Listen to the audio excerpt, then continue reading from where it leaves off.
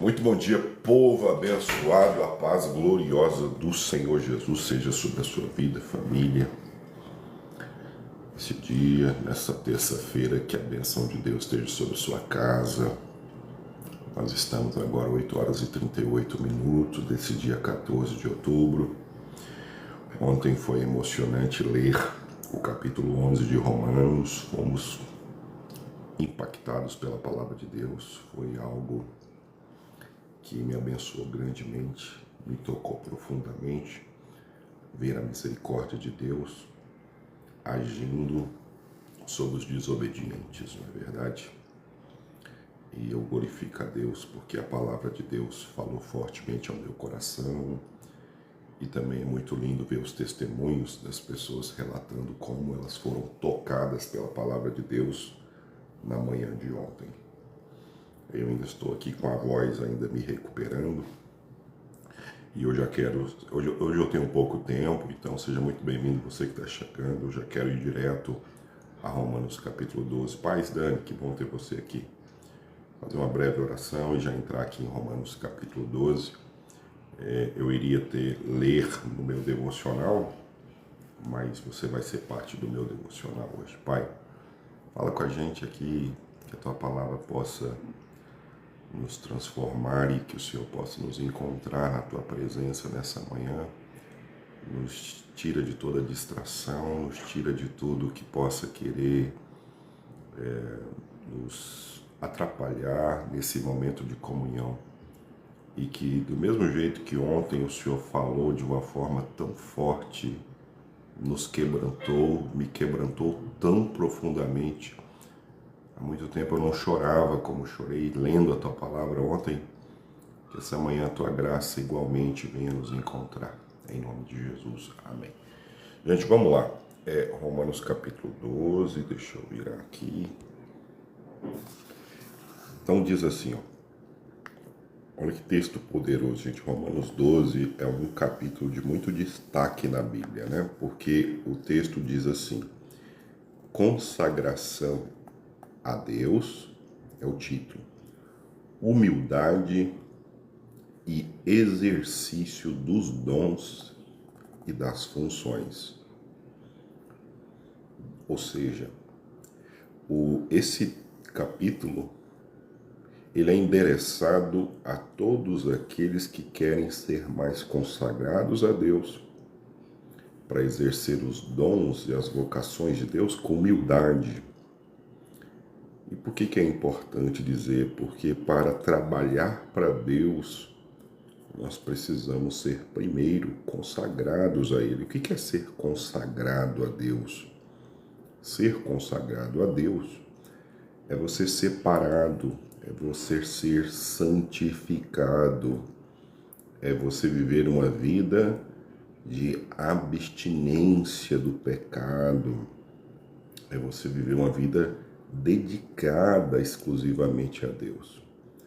Para exercer dons, para você trabalhar no reino de Deus, é muito importante você ser humilde, ou seja, humilde vem de humus, ou seja, você saber que você é pó, ao mesmo tempo requer consagração, requer uma vida de oração, uma vida de santidade. Então começa o texto dizendo assim: rogo-vos, pois, irmãos, pela compaixão de Deus, que apresenteis os vossos corpos em sacrifício vivo, santo e agradável a Deus, que é o vosso culto racional. Gente, esse verso tem um poder tão grande, porque se esse verso fosse escrito na linguagem de hoje, esse verso poderia ser traduzido da seguinte maneira, seria mais ou menos assim: meus irmãos, eu imploro, pelo amor de Deus, sejam santos no corpo. E saiba que isso é agradável a Deus e que isso é a melhor maneira de cultuar.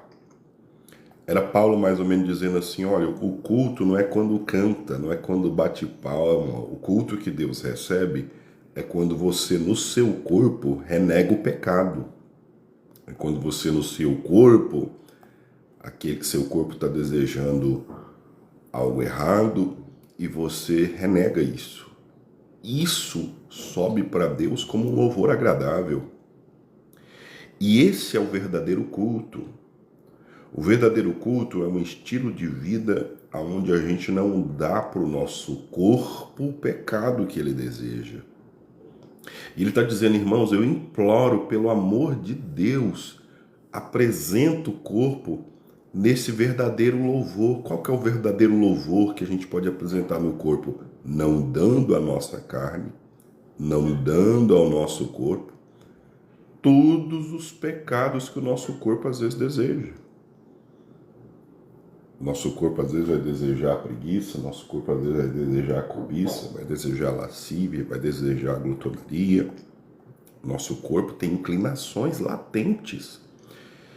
E o verdadeiro culto, o culto mais agradável, o culto mais santo que Deus mais quer receber, não é o que você vai à igreja, é no dia a dia, quando você decide consagrar seu corpo a Deus.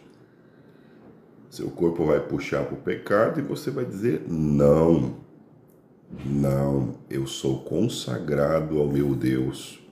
Isso é consagração. O que é consagração? Meu corpo quer comer e você fala, não, hoje corpo você vai jejuar. O que é consagração? O corpo quer pecar e você fala, não. E não sejais conformados com esse mundo. E essa palavra conformados é também não sejais amoldados, não assumam a forma deste mundo, mas sede transformados pela renovação do vosso entendimento, para que experimenteis qual seja a boa, agradável e perfeita vontade de Deus. Ou seja, uma transformação que, cadê? Vosso entendimento, transformar vosso entendimento. Transformar o entendimento é transformar a maneira de pensar, de entender a vida, de enxergar as coisas. É colocar a lente espiritual e enxergar tudo a partir de uma cosmovisão divina. Isso transforma a nossa vida.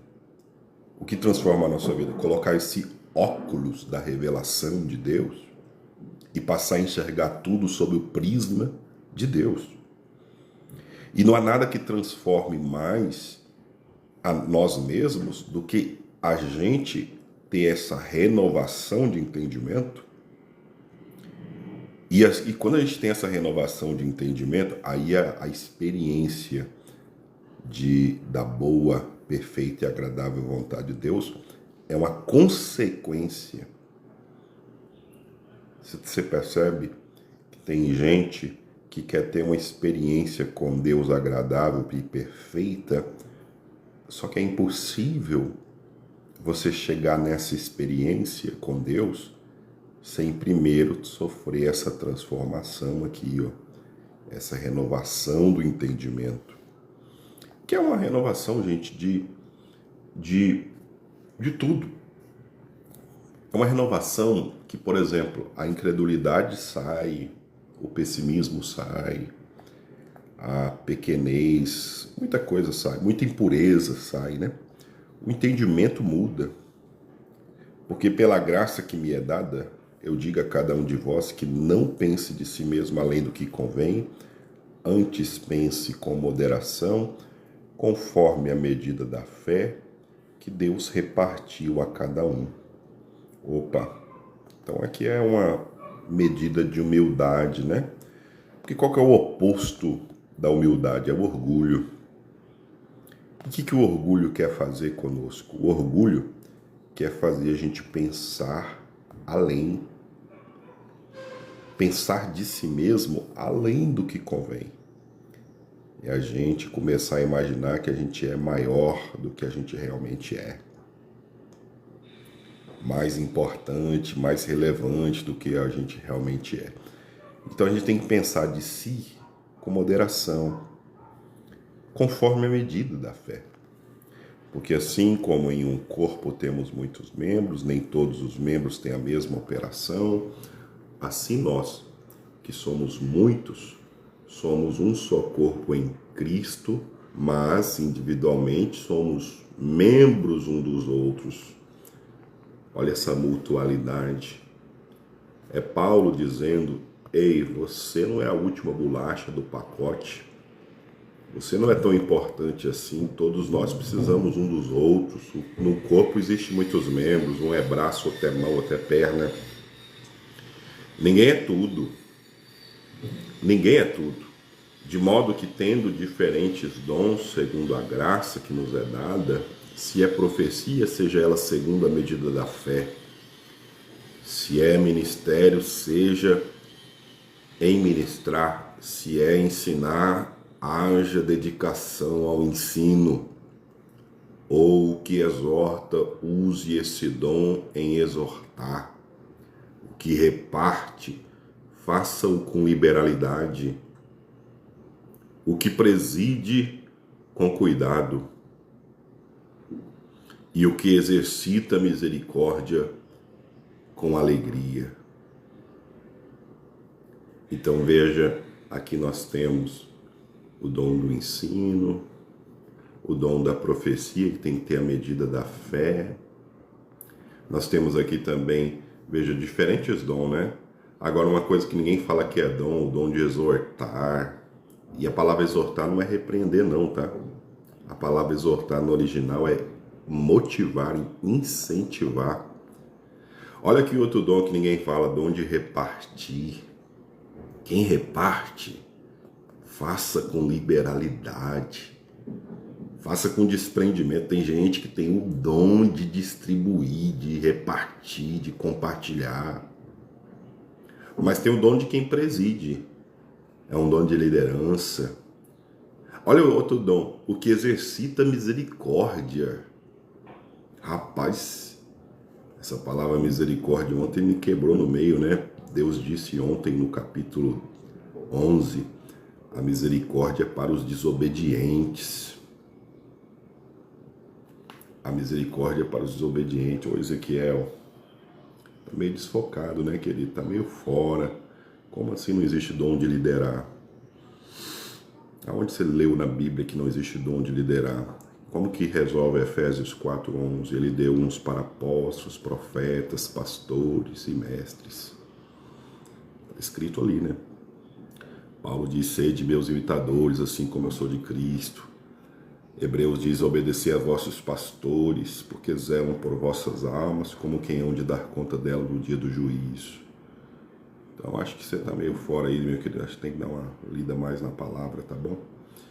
Deus levantou líderes em todo momento da história, tá? Deus levantou Moisés, depois Deus levantou os apóstolos, depois Deus levantou Paulo como apóstolo aos gentios, e eu não vou perder muito tempo contigo aqui, tá?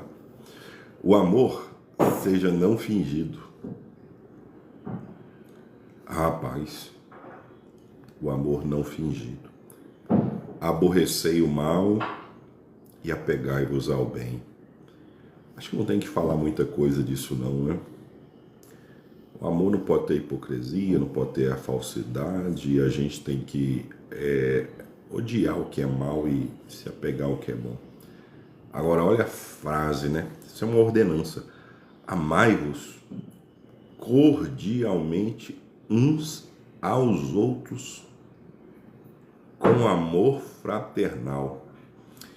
Ô Ezequiel escreveu ali, a gente nunca vê Jesus falando sobre lideranças, pastorados. Ô meu irmão, leia lá, João 21.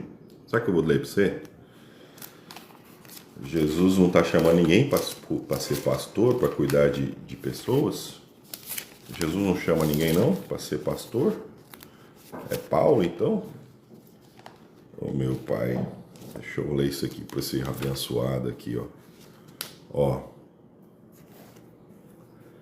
O Senhor Jesus disse-lhe: Senhor, tu sabes tudo, tu sabes que eu te amo. Jesus lhe disse a Pedro, tá? Apacenta as minhas ovelhas. O que é isso? Jesus não chamou Pedro para ser pastor, não? Apacentar as ovelhas é o quê? Quem é que apacenta a ovelha? Não é pastor, não? Ô, meu irmão, você tem que dar uma atualizada aí. Lê Bíblia pra você não passar vergonha aqui, não, porque tu conhece a palavra, tá?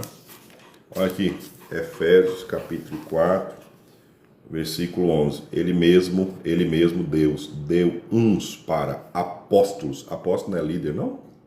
Outros para profetas. Outros para evangelistas. Outros para pastores e doutores. E aí? Entendeu? Então é só ler a palavra, tá tudo lá, né? Coisa linda, amai-vos cordialmente uns aos outros com amor fraternal, preferindo-vos em honra uns aos outros. Isso aqui está falando de algo que às vezes a gente ignora, sabe, gente? A gente vai dando ênfase a dons, a poder. Às vezes a igreja, não de modo geral, mas muitos de nós, começamos a menosprezar o valor de ser cordial, de ser fraternal, o valor de amar sendo gentil, sendo cortês, sendo educado, sendo amigo, sendo irmão, nunca querendo a honra só para nós, mas dando as honras para os outros. Então, isso aqui é uma maneira de amar que a gente não egoísta, uma maneira de amar gentil, fraterna, familiar. Por quê? Porque a igreja, ela tem que ser o berço, o lugar do amor, não é? Vou desligar uma ligação aqui. Não sejais vagarosos no cuidado, sede fervorosos no espírito, servindo ao Senhor. Alegrai-vos na esperança e sede pacientes na tribulação e perseverai na oração. Esse versículo 2 já dá uma pregação, que é o quê? Tem hora que a única coisa que nos alegra não é a situação presente, é a esperança de que as coisas vão mudar. É inexplicável isso, mas eu já senti isso. Tipo, você tá na escassez, tá com pouco dinheiro, tá desempregado, e de repente você ora e sente uma alegria. Qual alegria? Não porque tá tudo ruim, mas é uma alegria da esperança, tipo, amanhã vai estar melhor. E nos dias difíceis, ou seja, na tribulação, o mais difícil é ter paciência, porque quando a gente está atribulado, tudo está difícil, a gente só quer que isso acaba logo, a dor passa logo, a doença passa logo, o desemprego passa logo, sabe? Essa fase difícil da vida, a gente quer que acaba logo. Mas a exortação de Deus é: seja paciente. Quando a tribulação estiver vindo, seja paciente. Seja paciente, tipo assim, aprenda. Veja o que Deus está te ensinando. Ora mais, jejua mais, fica mais na presença de Deus. Ore mais quando a tribulação estiver vindo, que é o próximo passo, né? Seja perseverante na oração, não é? Perseverante na oração é: Deus não me deu ainda, mas eu vou continuar orando. Deus não falou comigo ainda, mas eu vou continuar orando. Comunicar aí com o santo as suas necessidades e seguir a hospitalidade, ou seja, olha que interessante, tem hora que a gente passa os nossos problemas sozinhos, né? A Bíblia, ela é perfeita, ela está dizendo, olha, você tem o direito, você não tem o direito, você tem o dever de as suas guerras, as suas necessidades ser comunicadas.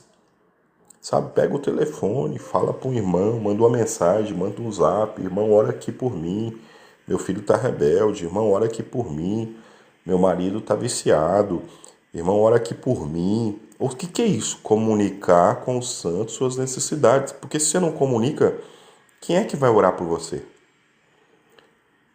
Quem é que vai saber? Tem hora que você não tem que esperar Deus revelar para ninguém, não. Tem hora que você tem que ter um irmão, um amigo, para falar, ó, meu coração tá triste, tá doendo, sabe? Abrir o coração. Ontem eu falava com a irmã que ela passou uma situação no trabalho e ela estava aflita. E aí teve uma reunião no trabalho e eu encorajei ela. Olha, na primeira oportunidade, abra o coração, fala lá para sua patroa o que te incomoda. E ela disse que a patroa chamou uma reunião, ela abriu o coração, ela comunicou tudo que entristecia. Diz que na mesma hora veio o alívio, um alívio de alma de que de ter falado. Gente, às vezes só da gente abrir o coração com alguém, isso já traz um alívio imediato. E eu tenho uma dificuldade com isso, porque graças a Deus eu oro. Mas eu fico imaginando quem é calado, introvertido e passa tudo sozinho. Essa pessoa tem que ser de muita oração, porque a Bíblia nos ordena, olha o que eu estou lendo, seja comunicativo. Ah, mas não gosto de contar minha vida para todo mundo. Tudo bem, não conta para todo mundo, mas acha um irmão, alguém que vem orar com você, alguém que vai te ajudar. Olha, eu não estou conseguindo me libertar desse pecado. Não carrega isso sozinho. Comunique. Isso é uma necessidade, gente. O pecado é uma necessidade. Você está casado e de repente você fala: nossa, eu estou começando a me apaixonar por alguém no meu trabalho. Eu estou começando a apaixonar um youtuber que eu assisto. Cara, isso é um laço. Tu tem que abrir o coração para alguém maduro. Tu tem que falar: ei, ora por mim, eu estou me perdendo aqui. Agora a coisa aperta, viu? Abençoai aos que vos perseguem. Ah, meu irmão, aqui já racha meio mundo no meio, né? A gente quer abençoar quem a gente ama. A gente não quer abençoar quem fala mal de nós. E olha, abençoai e não amaldiçoeis. Gente de Deus. Isso aqui divide homens de meninos, né? Isso aqui divide crente de não crente, isso aqui divide o espiritual do não espiritual. Sabe por quê? É a Bíblia ordenando a gente fazer o que o nosso coração não quer fazer. O nosso coração ainda é muito olho por olho, dente por dente. O nosso coração quer vingar de quem persegue. E a palavra fala: ei, não deixa o teu coração te guiar, não.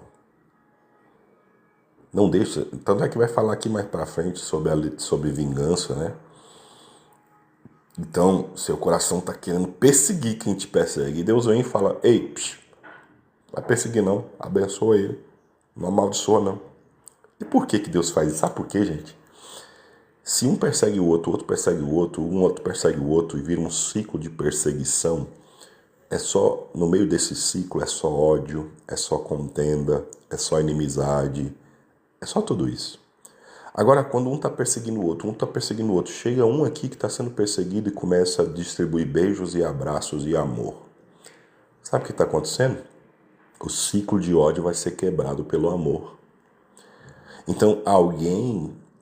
Ah, pastor, mas eu não suporto meu marido mais. Pois é, quebra o ciclo do ódio.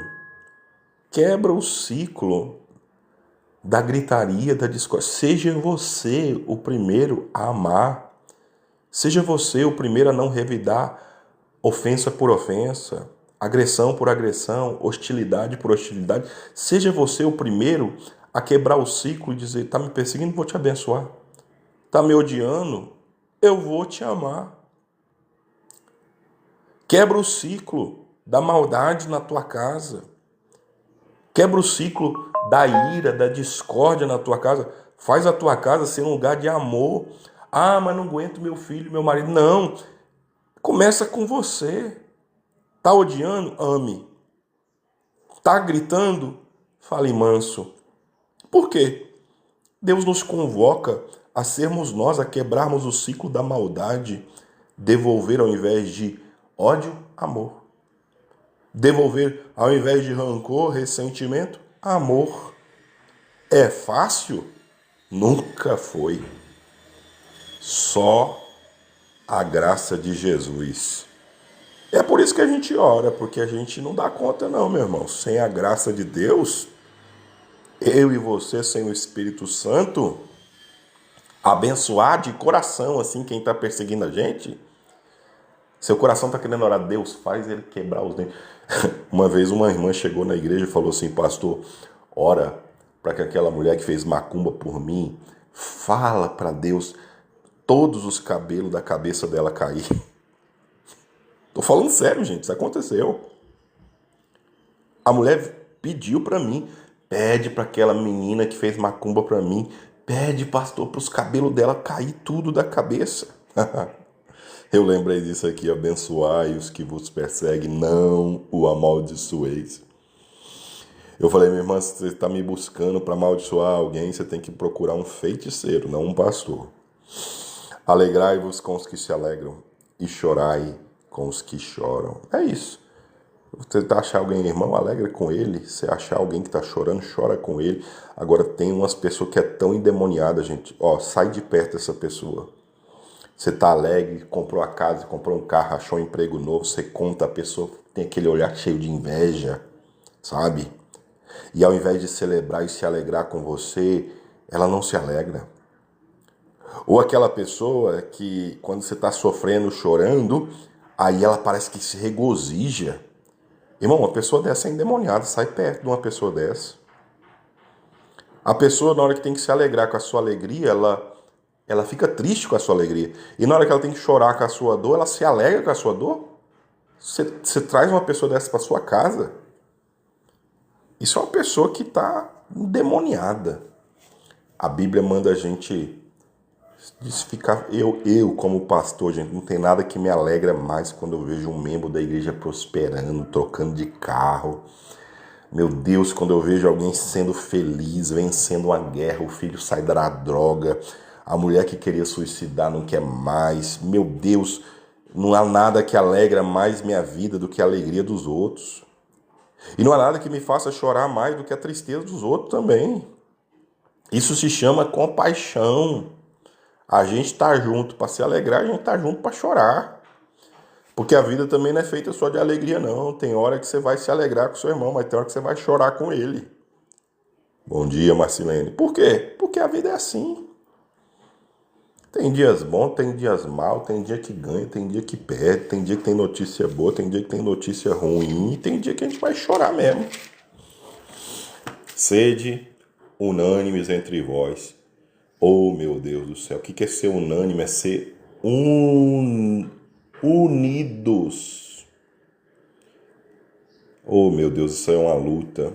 Tem casamento que não há unanimidade. O marido quer ir para um lado, a mulher quer ir para um outro. O que eu faço? Larga ele? Não, é hora para ser unânime. Se você tem uma opinião, seu marido tem outra, hora para Deus convencer ele. Ah, não, eu vou levando a... Não, negativo, não vai levando a vida sem unanimidade, não. Fica pesado demais. Ora, Deus faz meu marido ter a mesma opinião que a minha. O mesmo pensamento que o meu. Porque assim vocês vão ser cada vez mais unidos. Na igreja também. Obrigado aí a Marcela pedindo para curtir a live, né? Deus abençoe você que está curtindo. Não ambicioneis coisas altas, mas acomodai-vos às humildes e não sejais sábios em vós mesmos. Gente, olha que coisa, vou até contar um segredo aqui para vocês. Gente, quem é que não quer ter um carro melhor? Quem é que não quer ter uma casa melhor?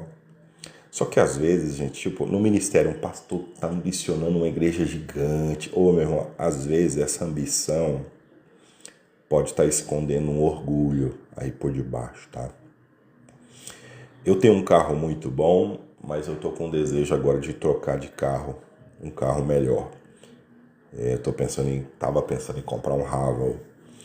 E olha que coisa, gente. Eu fui no congresso lá em São Paulo e eles mostraram a realidade da prostituição na Ilha do Marajó.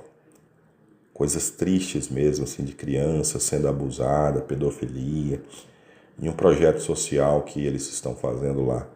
Gente, quando eu vi aquilo, eu falei, meu Deus, eu vou pegar meu dinheiro para comprar um carro. Eu poderia pegar meu dinheiro para ajudar essas crianças. Você está entendendo? Não, então às vezes a gente tem que, ao invés de ambicionar mais coisas, a gente tem que aprender a ser contente com o que a gente já tem. Não sejais sábios em vós mesmos. Eita, fé, isso aqui é forte também. Tem hora que a nossa sabedoria está muito dentro de nós, né? A gente tem que se estribar numa sabedoria que vem de Deus. Não torneis mal por mal, procurai as coisas honestas perante todos os homens. Tornar mal por mal falou mal de mim? Vou falar mal dele. Gritou comigo? Vou gritar com ele. Não vou levar desaforo para casa. Quem é que diz isso? Vou devolver na mesma moeda. A Bíblia fala, não retorna o mal por mal. Se for possível, quando estiver em vós, tende paz com todos os homens. É porque tem hora que não depende da gente também. Então é se possível. Se possível, você vai ter paz com todo mundo. Tem hora que não tem jeito. Tem hora que não é possível. Tem hora que não depende de você, né? Mas se depender de você, seja pacificador. Se depender de você, tenha paz até com quem te trai. Tenha paz até com quem fala mal de você. Não é?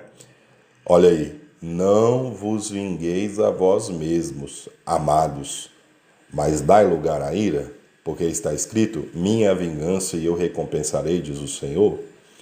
Rapaz, tem hora que a gente quer vingar de quem nos acomete o mal. E Deus fala, não reprima a ira, não, que tem hora que você vai ficar irado, deixa essa ira extravasar. E parece até uma dualidade, parece até uma contradição, você dá lugar à ira, mas ao mesmo tempo não vingar. É mais ou menos assim. Imagina que alguém fez uma grande tragédia, sei lá, violentou um filho seu. Na mesma hora vem uma explosão de raiva, de ira, de ódio. E você quer o quê? Vingança. E Deus fala, não faça a vingança a você. E olha que coisa linda do senso de justiça divino, gente. Se você aprende esse versículo, você se torna uma pessoa diferente. Se alguém faz uma grande injustiça com você, a melhor remédio para sarar a tua alma é Deus é vingador. Saiba disso. Deixa Deus fazer a vingança por você. Deixa Deus. Quando você sabe que Deus é justo e que Deus é vingador, você não vai querer vingar ninguém. Eu falava com uma irmã que um tempo atrás alguém assassinou o irmão dela, ela guardou uma mágoa tão grande do assassino. Ela só desejava a morte dele, ela só desejava que ele morresse. O que aconteceu? Ela foi ficando doente, porque você ser vingador, rancoroso, amargurado, é como você tomar veneno para si mesmo esperando que o outro morra. Então é tão simples limpar sua alma quando alguém fizer uma injustiça, perdoa logo, esquece logo e fala, Deus, a vingança é tua. E deixa na mão de Deus. É isso que Deus está dizendo, ó, não vinga você, não seja vingador. Pode até dar lugar à ira, mas sem ser vingativo, sabendo que o quê? A vingança é minha, diz o Senhor. Aí a ordem é o quê? Então o que eu faço se me fazem injustiça, se me ferem? Se teu inimigo tiver fome, dá-lhe de comer, se tiver sede, dá-lhe de beber. Porque fazendo isso, amontoarás brasas de fogo sobre a sua cabeça.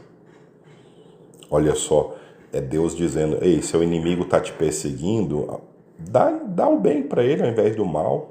Dá comida para o teu inimigo, dá o bem para ele. E quando ele está te dando o mal e você está devolvendo o bem, nessa hora você faz o bem para si mesmo, que se amontoa espiritualmente brasa de fogo sobre a tua cabeça. Devolver bondade quando você está recebendo maldade de outra pessoa edifica a sua própria vida. O contrário também é verdade. Quando você fica amargurado, ressentido, aí você está se autodestruindo. Não te deixes vencer do mal, mas vença o mal com o bem. É o que? Estão fazendo maldade com você? Faça bondade. Estão falando mal de você? Fale bondade. Vença o mal com o bem. Seu marido só tem ódio? Dê amor. Dê afeto. Ah, é fácil? Nunca foi. Mas é assim que Deus age, né? Que maravilha, meu povo. Ontem, na live, cadê aquela irmã? Será que essa irmã está aqui hoje? Nós oramos por uma irmã ontem que Deus me revelava uma dor aqui na artéria aorta. Era uma dor no pescoço do lado esquerdo. Se essa irmã estiver por aí, fala assim, pastor, sou eu. E Deus me revelava ontem aqui de manhã, e ela já estava 5 dias que não tirava essa dor no pescoço, já não conseguia dormir direito. Era uma dor que às vezes irradiava para a cabeça, né? E nós oramos ontem aqui, essa dor desapareceu e Deus me revelava um problema. Espera aí, gente, acho que chegou uma encomenda aqui, eu acho que eu vou ter que descer. Infelizmente eu vou acabar a live aqui hoje, né? Mas foi muito bom. Alô? Sim, ok. Pegar lá uma encomenda para minha esposa. Então é isso, meu povo. Deus abençoe vocês, tá? Fiquem na paz de Jesus aí. Amanhã a gente tá aí de novo. Agora eu vou estar orando mais pela manhã do que pela noite. Meu dia tá muito corrido, tá? Um abraço. Deus abençoe vocês.